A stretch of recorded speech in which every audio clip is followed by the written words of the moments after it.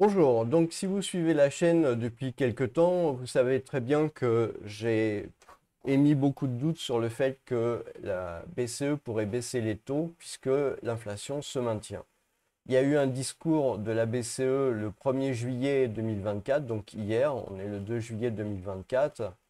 Je vous passe tout le discours, hein, mais je vais quand même noter les points les plus importants. Donc, voilà. Mais si notre trajectoire monétaire a aidé à juguler l'inflation, elle a aussi pesé sur la croissance économique. Ce schéma est inévitable. Mais cette fois, le coût de la désinflation est resté limité comparé à ce que nous avons connu dans le passé. Donc, très important, hein, très important.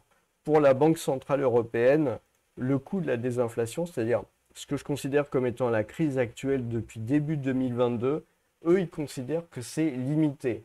Donc toutes les entreprises qui ont fait faillite par manque de trésorerie depuis lors, tous les gens qui n'ont pas pu avoir de crédit pour acheter de l'immobilier, voilà, la phrase, elle est là. Face à l'ampleur du choc inflationniste, aucun atterrissage en douceur n'est encore garanti. Je vous rappelle que c'est la même personne qui parlait d'inflation temporaire. Les cycles monétaires depuis 70 démontrent que l'économie a généralement payé un lourd tribut quand les grandes banques centrales ont relevé leurs taux, alors que le prix de l'énergie était élevé. Donc voilà. En fait, si on lit très bien ce qu'il y a marqué, c'est clair. Les taux, ils baisseront pas tant que les prix de l'énergie n'auront pas baissé. Et si vous voulez, pour que les prix de l'énergie baissent, quand vous verrez le pétrole baisser au niveau du prix des matières premières, hein, c'est ça que ça veut dire. C'est tout clair en fait. Il n'y a rien de compliqué à comprendre. Eh ben, ça veut dire qu'on sera en crise. Parce qu'évidemment, les gens, ils achètent plus d'énergie quand on est vraiment dans une crise grave. Ça veut dire qu'il va falloir attendre la crise grave, que les prix de l'énergie baissent pour qu'ils commencent à baisser les taux. En clair, c'est pas demain la veille. Seuls environ 15% des atterrissages en douceur réussis dans cette période ont été réalisés après des chocs sur les prix de l'énergie. Donc voilà, ça c'est l'explication. Si vous voulez avoir une explication du timing, alors attention, quand on parle de prix d'énergie, moi je parle bien de prix qui baissent suite à un choc en retour sur l'économie, hein. C'est pas la question d'une guerre à droite à gauche qui renchérit ou fait baisser les prix de l'énergie, hein. C'est pas ça, hein. L'inflation a atteint un point haut nettement plus élevé que lors des précédents atterrissages en douceur. Donc là, en fait, l'idée, alors il parle de l'emploi, la résilience du marché du travail. Là encore, les chômeurs, d'une part. Deuxièmement, les gens dans le halo du chômage. Troisièmement, les gens en auto-entrepreneurs dont la plupart sont des sous-salariés, eh bien, apprécieront la résilience du marché du travail. Vous comprenez pourquoi il faut que les statistiques soient bonnes? Bah, c'est marqué là. Donc, comme elle est résiliente, eh ben, dans ce contexte, le ralentissement de la croissance n'a pas eu de répercussions aussi lourdes que d'habitude sur le chômage et la demande. Bah oui, bah oui, parce que c'est pas dans les chiffres, donc, enfin, c'est pas dans ces chiffres-là en tout cas. C'est pas dans ces chiffres-là. Il reste des incertitudes concernant l'inflation future. La vigueur du marché du travail voyons, nous permet de récolter. Donc là, c'est un vernis un peu social, mais nos décisions monétaires ont permis de préserver l'ancrage des anticipations d'inflation, devrait revenir au second semestre 2025. Vous avez un timing, vous avez un timing qui est dessiné là, second semestre. Donc la fin de la crise, hein, il ne faut pas l'envisager avant fin 2025. Donc j'ai fait une formation sur ce sujet sur la chaîne. Voilà, c'est clair, reprenez cette formation, vous allez voir, c'est indiqué dedans. Mais à mon avis, c'est optimiste, hein. À mon avis, la crise, la fin de la crise au second semestre 2025, maintenant, je considère ça comme étant très optimiste, hein, au vu de l'ampleur du choc de l'ampleur du choc de l'inflation. Le prochain qui va prendre le gouvernement en France, honnêtement, j'aimerais pas être à sa place. Parce que là, clairement, ça va vers le bas, hein. Euh, Voilà. Cela atteste, cela atteste de la valeur des cadres politiques monétaires que les banques centrales ont définis en se concentrant sur la stabilité des prix et leur propre indépendance. C'est pourquoi nous ne fléchirons pas à ramener le niveau d'inflation à notre objectif dans l'intérêt de tous les Européens. Les pays qui se sentiraient concernés, c'est tous les Européens en fait. Il n'y a pas que 70 millions de personnes qui sont concernées. Donc, c'est ça que ça veut dire.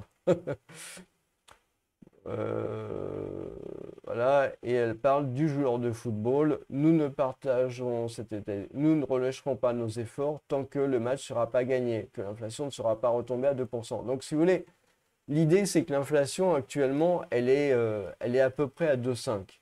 Voilà. Donc, et là, il faut absolument la faire redescendre à 2.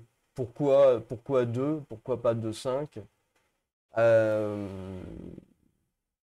donc, le truc, c'est que voilà où on en est. Et donc, il faudra passer nécessairement par un épisode de crise économique et de récession, et que le taux de chômage commence à monter, que le prix de l'énergie commence à baisser à cause de la crise et plus de consommateurs pour que le crédit reparte. Et finalement, ça ne change pas grand-chose d'habitude.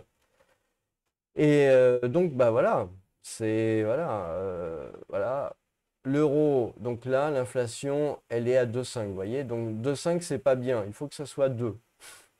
C'est hallucinant quand même. C'est ultra hallucinant. Vous avez les chiffres, hein, je veux dire, tout est là, hein. Euh, Vous avez les chiffres de l'inflation par pays. Donc voilà, par pays. Donc la Belgique, ok. Là, on est en juin. Annual rate. Inflation rate. Oh, oh, non, ça tape quand même. Belgium, 5,5. France, 2,5. Et, Espagne, ouais, 3,5. Allemagne, 2,5. Ouais, ouais, non, mais c'est ça. Le truc, c'est que il y a quand même des économies, ouais, Pays-Bas, il y a quand même des économies en fait relativement importantes qui ont de l'inflation, même si l'inflation, elle n'est pas partagée. En fait, le truc, c'est qu'on partage la même monnaie, mais on ne partage pas les caractéristiques économiques. C'est ça le problème. Donc, ce qui se passe, c'est que, je veux dire, entre un pays comme l'Allemagne, voilà, qui tourne aux alentours entre 2 et 3, et un pays comme la Belgique, juste au-dessus, qui tourne entre 3 et 5 quand même, euh, et ben, voilà, les choses sont pas identiques. Donc, autant une politique de crédit resserré quand l'inflation est élevée, pourquoi pas, mais les Allemands qui sont à 2, entre 2 et 3, franchement, ils ont pas, enfin, ça les concerne peut-être beaucoup moins, quoi.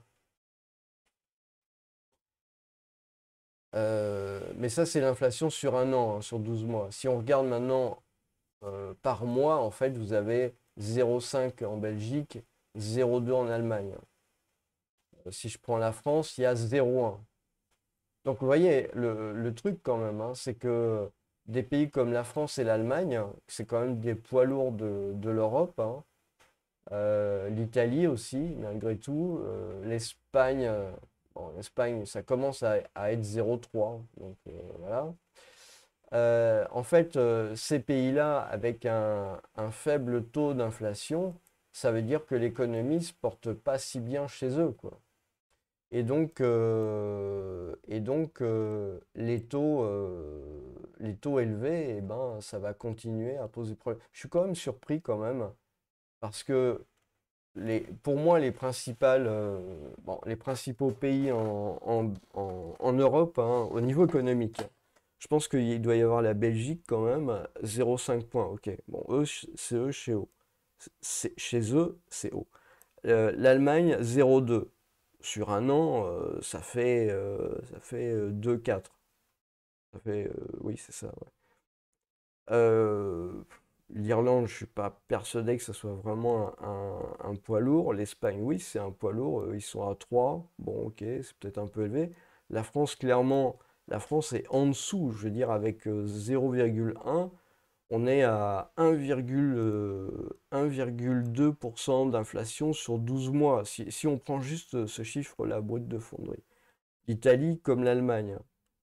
Euh, les Pays-Bas, pareil. L'Australie, pareil. Le Portugal, eux, ils baissent même.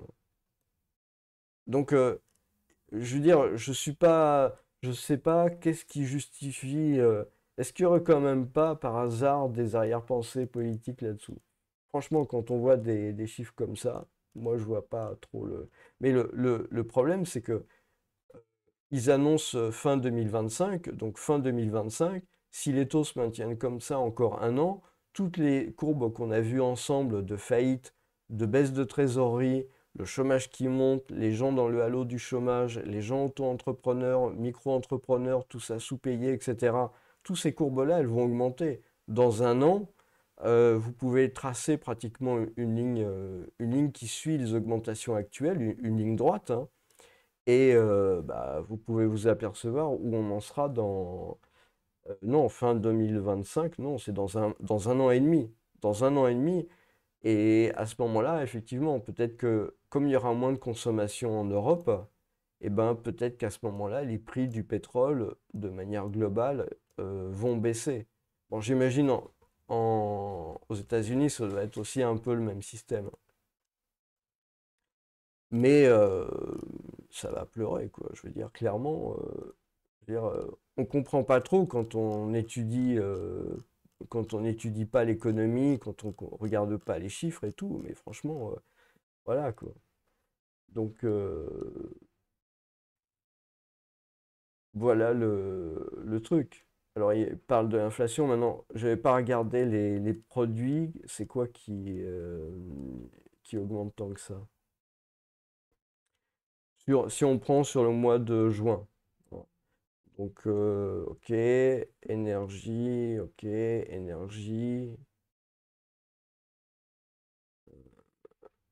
la bouffe, bon, 0,2. Les fruits non traités, voilà, 0,4. L'énergie, 0,8. Non-énergie industrial goods, 0,1. Ouais, c'est quand même. Il y a les services qui augmentent beaucoup, mais bon. Voilà, donc bah, préparez-vous à un an et demi quand même assez dur, hein. Voilà la conclusion de l'histoire. Bon, je ferai d'autres vidéos sur le sujet, évidemment. Bonne journée.